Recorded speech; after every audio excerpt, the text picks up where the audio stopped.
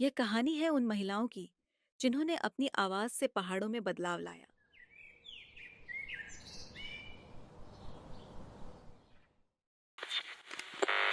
ये मानसिकता थी कि रेडियो सुनता कौन है। सुना तो पहले था नहीं कि क्या है रेडियो। चंबा में रह के हमें भी खुद पता नहीं था। रेडियो के साथ जुड़ना तो एक मज़ाक-मज़ाक में हो गया। एक बार अपने गाँव में जा रही थी, तो कोई ऐसे ही शराब की बात कर रहे थे। मेरा निकलना हुआ, वो चुप हो गए कि ये बलवानी वाले जा रहे हैं। मैं पिछले 15-16 साल लगा सकते हैं कि इतने साल हो चुके हैं रेडियो के साथ जुड़े हुए, हेवलवाणी के साथ जुड़े हुए। पहले मुझे पता नहीं था हेवलवाणी के बारे में, लेकिन धीरे-धीरे मुझे पता चला कि वही हमारा भी गढ़वाली रेडियो स्टेशन है। कॉलेज करते थे और कॉलेज के साथ-साथ क्योंकि शुरुआत थी रेडियो की कि रेडियो खुलने वाला है हमारे शहर में। स्टूडेंट थे हम उस समय, इंटर मेरा हुआ था उस समय पे।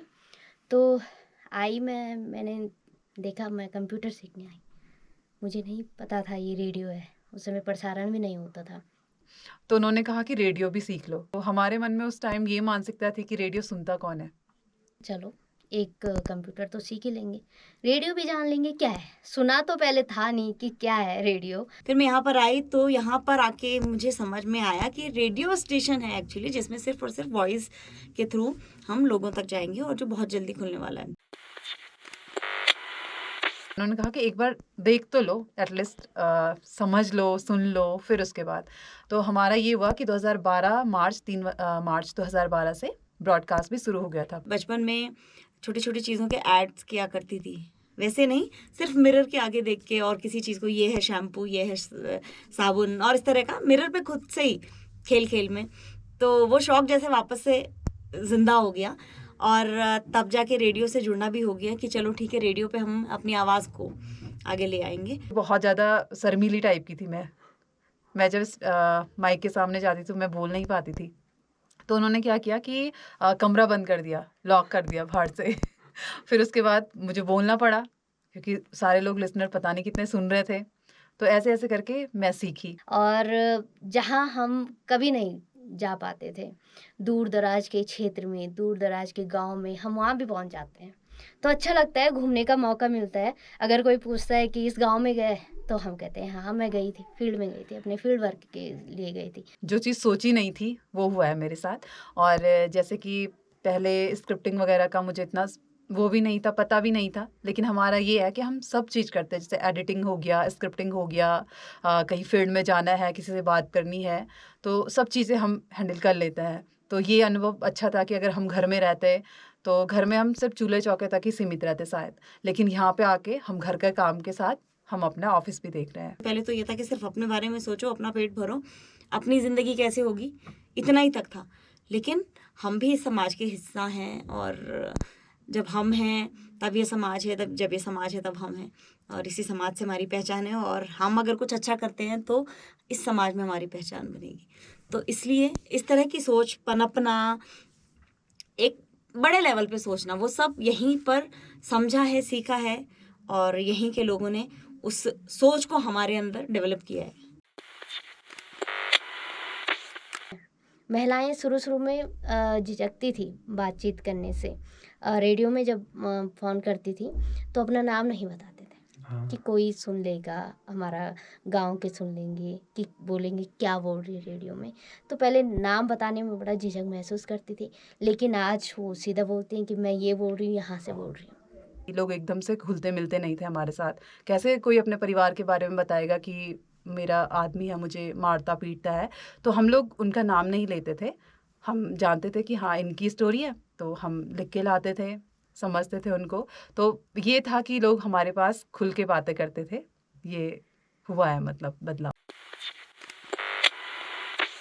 बीच में मेरे हस्बैंड की डेथ हुई, तो मैं मतलब बहुत टूट चुकी थी क्योंकि मैं उस दिन भी रेडियो में थी जब ऐसी कुछ घटना हुई थी।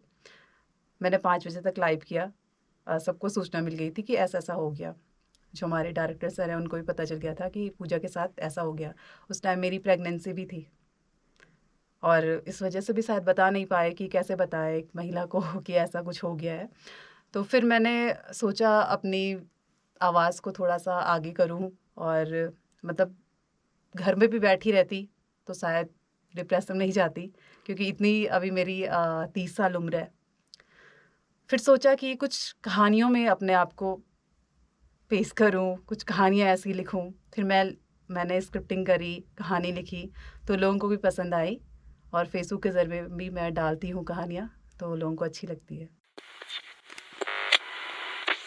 हमसे भी बड़े लोग जो उम्र में हमसे बड़े हैं वो हमें नमस्ते करते हैं। कई बारी मतलब ये भी हुआ है कि हमारे घर तक मिलने आए हैं, कुछ ऐसी सब्जियां लेके आए हैं या फिर कुछ ऐसे कुछ भी चीज़ें हैं, तो लोगों से मुझे बहुत सपोर्ट मिलता है। हमें देवी का रूप मानते हैं, आप ज्ञानी हो, आप देवी हो, इस तरह से हमें बोलते हैं, इस तरह से सम्मान देते हैं कि आप तो सब कुछ जानते हैं। अब हमें तो बहुत सारे लोग ऐसे सोचते हैं जब हम बात करते हैं कि ये बहुत बुजुर्ग होंगे या बड़े होंगे जिनको अपने पुरानी चीज़ों के बारे में इतना पता है, इतना गढ़वाली के ऐसे ऐसे शब्द बोलते हैं अपनी बोली भाषा के जो हम खो चुके हैं।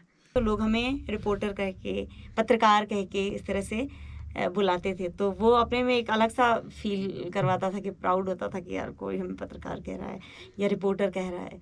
तो इस तरह से समाज ने बहुत आगे बढ़ाने का काम किया है, उत्साह भरने का काम किया है। सोशल मीडिया पे भी जब भी कोई पोस्ट डालती हूँ तो लोगों का बहुत अच्छा रिस्पॉन्स मिलता है, जिससे और अच्छा करने का मन करता है और नया करने का मन करता है। जो लोग हैं, जो हमारे लिसनर हैं, जो हमें चाहते हैं, तो फूल मालाओं से स्वागत करते हैं, तो उस समय हमें बहुत अच्छा लगता है कि इतना सम्मान हमें गाँव के लोगों से मिल रहा है, अपने लोगों से मिल रहा है, तो एक अलग पहचान हमारी बन गई है।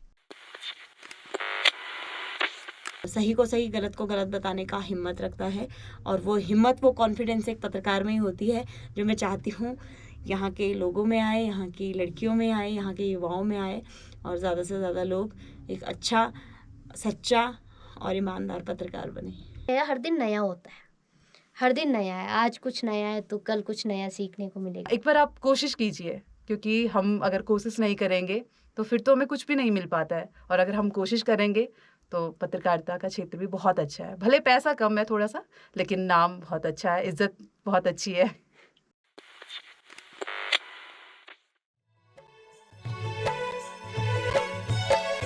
सामुदायिक रेडियो चायू सुनो सुनो सभी, सामुदायिक रेडियो चायू सुनो सुनो सभी, हम सबों की आवाज, हमारा रीति रिवाज, बोली भाषा